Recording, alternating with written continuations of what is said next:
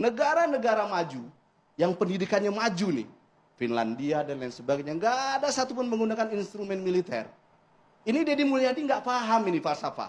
Jangankan Deddy Mulyadi, jangankan ibu-ibu ini ya, Deddy Mulyadi aja nggak paham tentang falsafah. Jadi saya nggak perlu mendebat ibu ini. Hai, salam kenal. Namaku Diana. Aku warga Indonesia yang tinggal di Finlandia, teman-teman. Info, Finlandia itu adalah negara dengan pendidikan terbaik nomor 1 di dunia, cinta.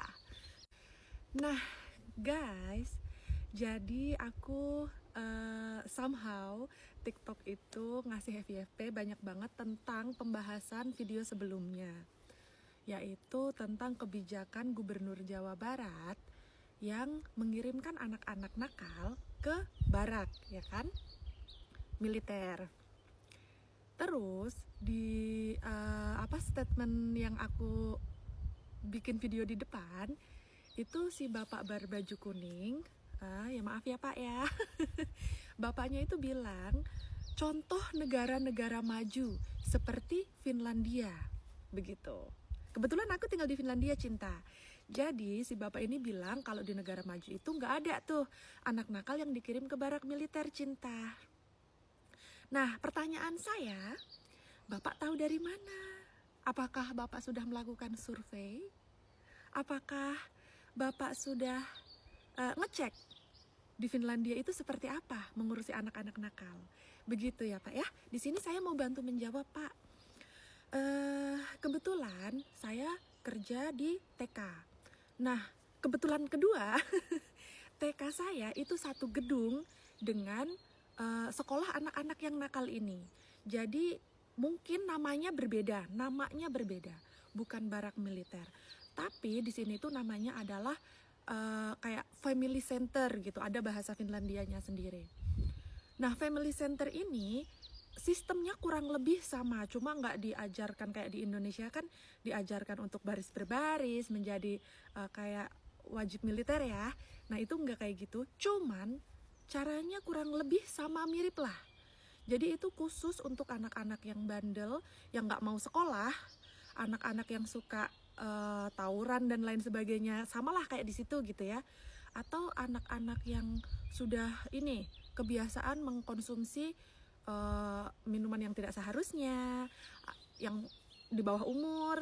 Terus untuk anak-anak yang udah kecanduan gitu kan sama barang-barang yang dilarang gitu, itu akan dimasukkan ke situ, cinta.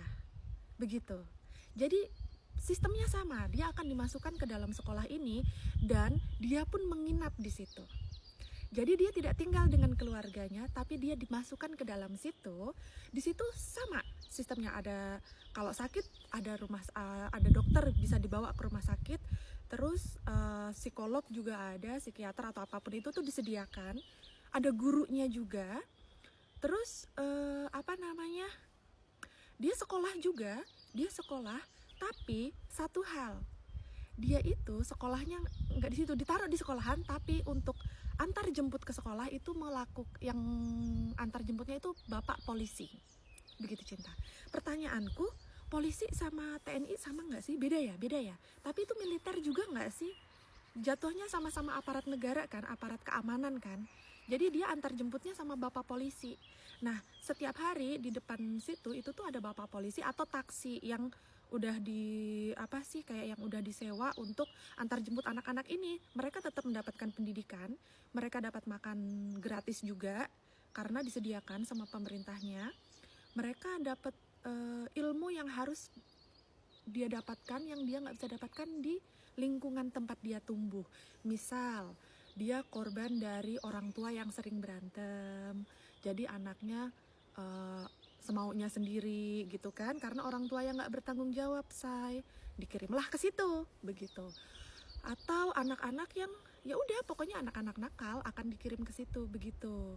Jadi prosesnya sama, sistemnya kurang lebih sama. Terus selain menjadi negara maju dengan pendidikan terbaik nomor 1 di dunia, Finlandia juga menjadi negara paling bahagia nomor 1 di dunia selama 8 tahun berturut-turut, cinta. Kenapa? Karena ya sistemnya bagus. warganya sejahtera.